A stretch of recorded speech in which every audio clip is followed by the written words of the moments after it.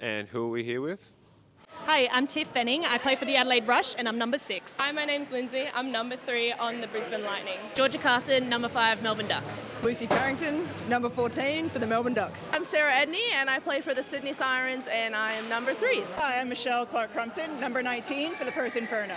Hello, I'm Katrina Rapchuk. I'm number 16 and I play for the Brisbane Lightning. Hi, I'm Emily Davis-Tope. I'm number 22 for Melbourne Ice. Hi, Elizabeth Scala, number 27 for Perth Inferno. My name's Ashley Aparicio. I'm the assistant captain of Melbourne Ice and I'm number 13. Which young and up-and-coming player in the league has impressed you this season? Actually, I'm going to choose one of our development players, Sophie Wandell. She's a goalie. She's only 14 years old, so you'll see her in the league next year. But she's done so well, and I can't wait to see her next season. So looking across all the teams, I'd probably say from the Adelaide Rush, Tori Cybulski. When I watch her play, she kind of just reminds me a lot of one of the past Oz team players who used to also play on the Melbourne Ice, Christelle Vanderwolf. She's got the same agility. She's just nifty on the ice, and I think as she progresses through the league, she's going to start to look like another Christelle Vanderwolf. So I think young and up and coming player, I'm struggling. I feel like I'm getting older, so I don't know the youth. But one player on our team that stands out to me is Annika Schmitz. I think she's the definition of putting in the effort when no one's watching. She works hard. Her family are lovely people, and I really like watching her get better and improve for this year. And as the confidence improves, I think you'll see good things out of her. Obviously, there's a lot of great young talent in this league, but I think someone that's caught my eye lately has been Tori Cybulski on Adelaide. She's scored quite a few goals this year and just seems to be around the puck when she's out there. So yeah, pretty impressive. I think honestly, being one of the young people in this league, playing on the Australian team with all of the young people, I can just see all of them being such an impact in a couple of years. So I would not like to single out one person. I would just like to say everyone, all the young people have just been so impressive to me this season.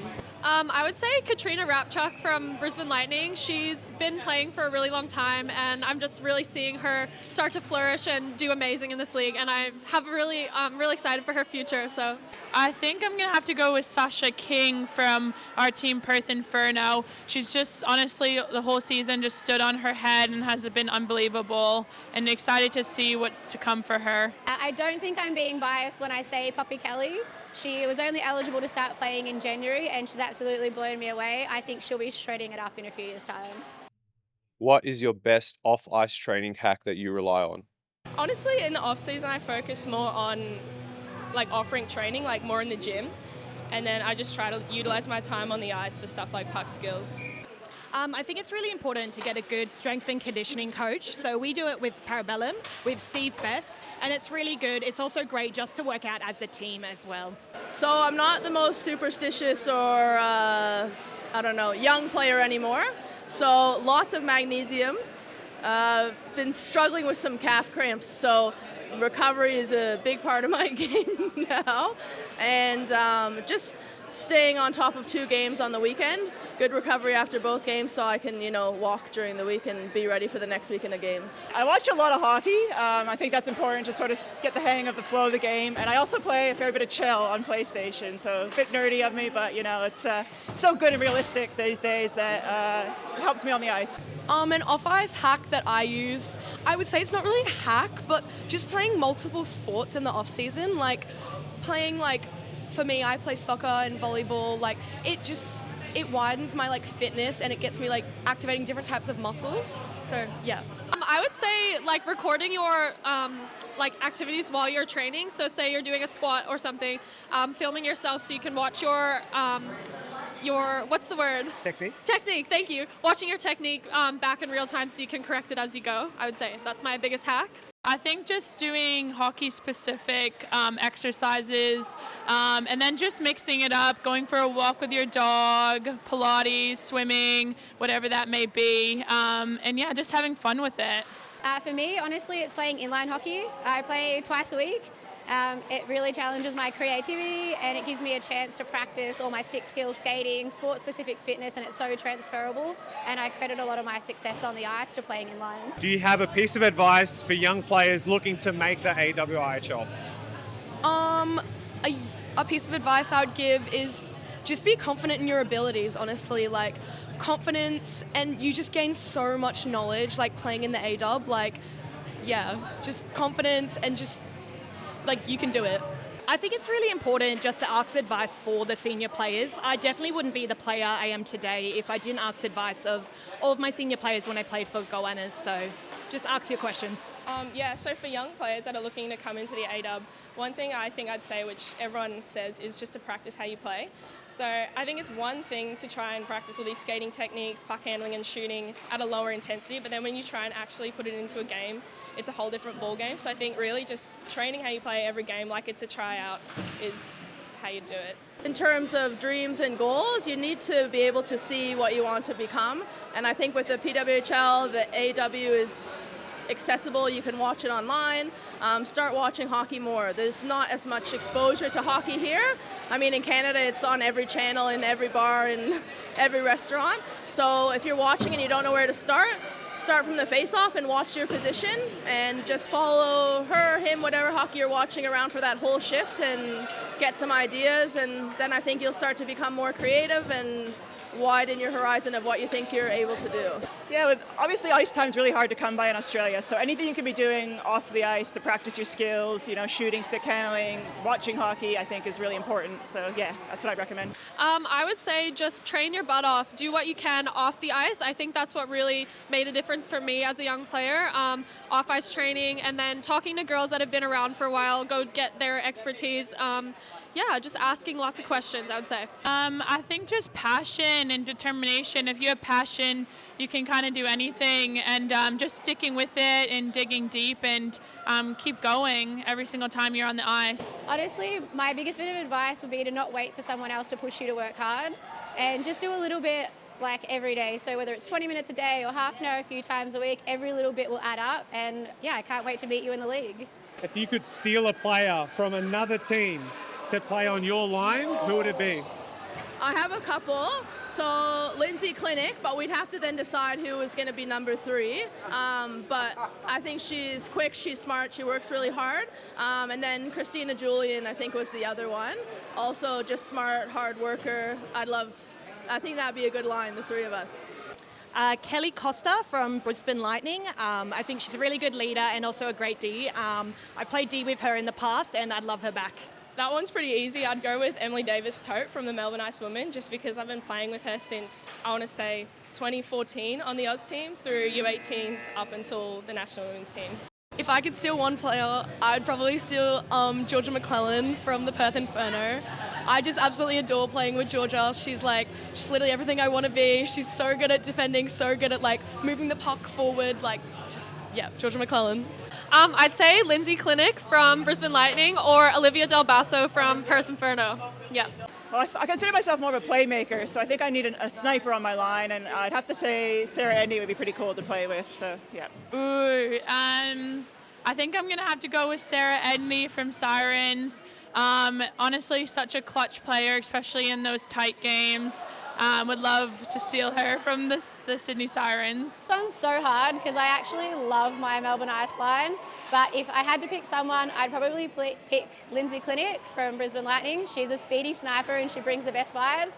Or Olivia Del Basso, because I remember playing inline against her when I was a fresh 17-year-old, and I watched her mop the floor with the boys and it was amazing.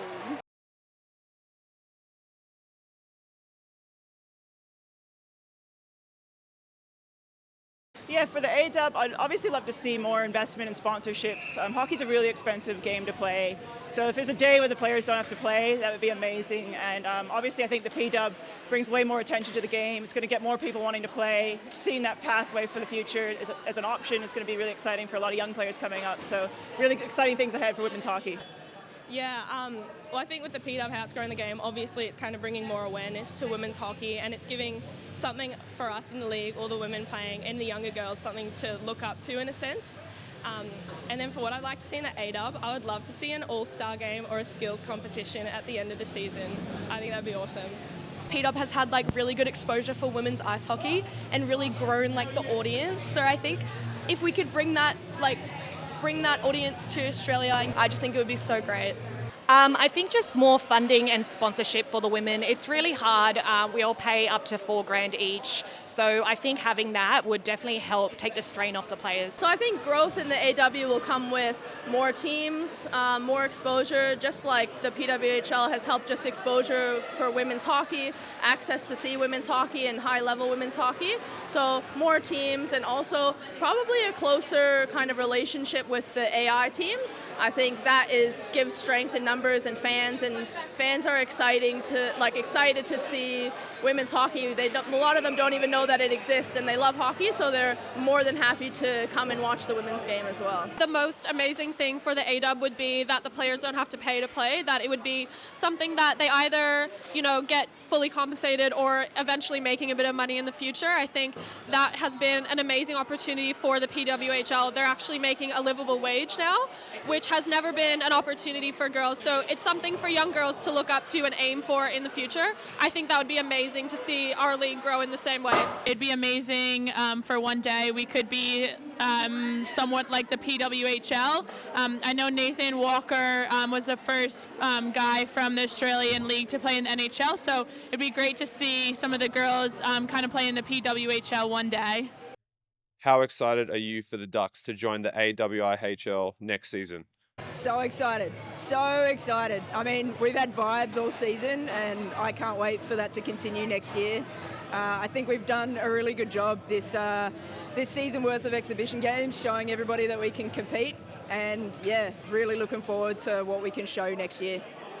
We're so stoked. We've been working really hard this season, getting our momentum, getting our chemistry going. I think the other team should probably be a little bit frightened of us next season when we bring in maybe a couple imports, keep building on that chemistry over the winter, and we're going to be a force. Describe the benefits for player development in Victoria now that you have two teams in the AW. Two teams in the AW. I mean, two teams means more opportunity, right? So more opportunity means that more players can try out, and I think it also means that we can have more development squad members out, whether they're with the Melbourne Ice or with the Melbourne Ducks. And I think with that, more development players means that there's more of a pathway. More of a pathway means, a couple of years from now, we've got those players who were maybe 14, 15, 16 years old. They're now, 18, 19, 20, and they're tearing it up. So I think it's really great to have that opportunity in Melbourne. I mean, it's awesome. We are able to bring in more kids across those third, fourth lines when they're just starting out. We've got a couple of young guns coming up that we're really excited aren't just having to wait their turn. So it's been awesome being able to bring them in and giving them a chance that they ordinarily wouldn't have with only one team. Is there a young player on the Ducks that's really impressed you with their game this year? I mean, there's multiple young players on the Ducks that have really impressed me. Can I list more than one? Is that okay? I'm going to say yes. Yo-Yo, she's just honestly, like, her skating, her speed and veracity. Is that a word? Maybe it is.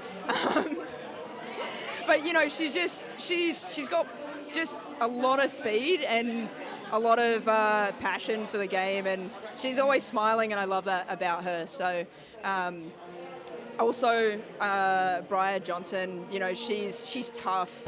Absolutely. I think even just watching today's game alone, we can see that Yo-Yo Meissner is a force to be reckoned with. Her dynamic speed up and down the ice, her quick release shot, and her confidence beyond her 16, 17 years is really impressive. So we're excited to see what she brings in the future.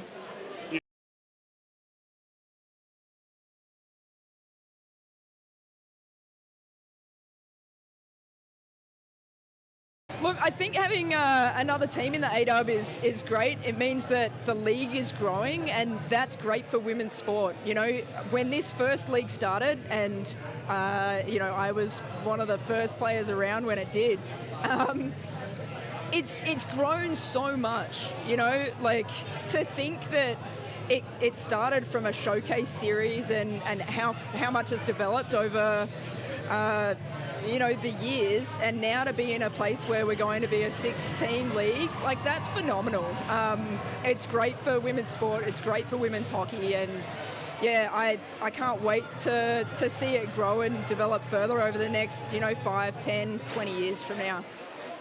We saw when Perth came into the league, the whole system jumped to another level. So I think with us coming in and getting that 6-team roster, it's going to be another exciting jump. I think with the PWHL, it gives us something else to aspire to and something to push our youth towards. So if we can ship off a couple of juniors over to North America or Europe and get them maybe one foot in the door at the PWHL, that would be an awesome development.